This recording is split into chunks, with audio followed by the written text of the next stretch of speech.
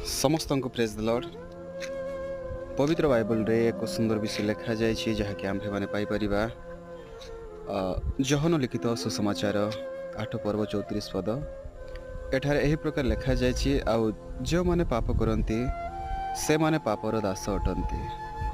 मोर प्रिय प्रभुंकर लोक मैंने आ प्रकृत में आम्भे मैंने बेले बेले कही था कि मु आउ प्रभु यीशुख्रीष्टर दास ईश्वर दास।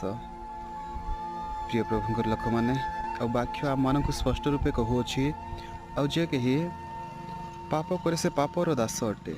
आम्भे मैंने पापरे थाई अनेक समय मु ईश्वर दास मु जीशुंकर दास बोली कही था, किंतु बाइबल आम मान सठिक उत्तर देउछंती सठिक उत्तर देउछि जहाँकि जे पाप करे से पापर दास अटे। तो